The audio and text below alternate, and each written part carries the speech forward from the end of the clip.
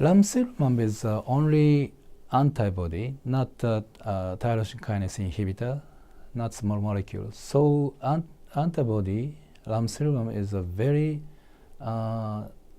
tolerable agent, and it's every 2-week intravenous injection. So tolerability is very good. So and the dose intensity as compared with other TKI, tyrosine kinase inhibitor, the tolerability is, I think it's the best. So like in Japan, the elderly patients are more than other countries, and the small body weight is small, body weight is light. For such a patients, Ramucirumab is a very good option for as a second line. The safety profile and tolerability of Ramucirumab in patients with metastatic disease is really good. When we look at the most frequent grade 3 side effects, this was mainly hypertension and low sodium levels. This is something that really does not affect the patient. And in most other drugs we use in HCC are multi-tyrosine kinase inhibitors, and they are in general more difficult drugs. They have a broader spectrum of side effects which really affect the quality of life of patients, which could be fatigue or diarrhea, hand-foot skin reaction. I mean, this is something that patients really feel.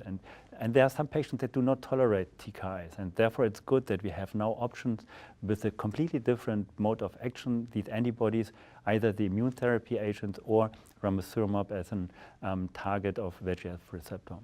I experienced around 15 cases in clinical trials, but we cannot differentiate which is real drug and which is placebo, because patients do not complain any adverse event, and we do not have to reduce the dose or interrupt the dose. This is the first experience for me.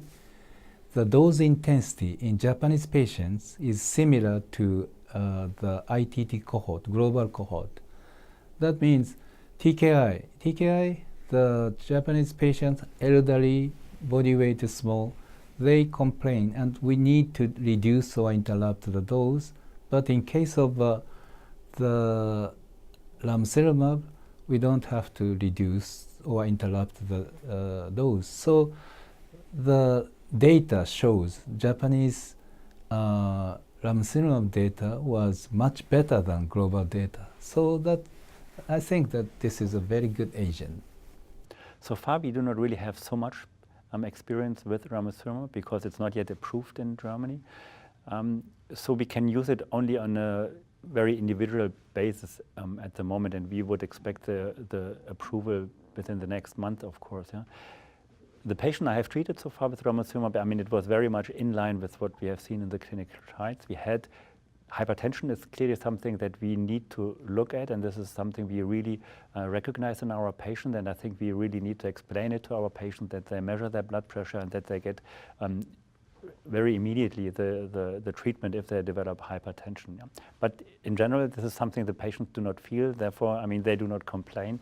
And this is actually, in terms of management, the treatment, it's easier compared to the TKIs, where we really need to explain more the side effects and really need to react more often on specific side effects.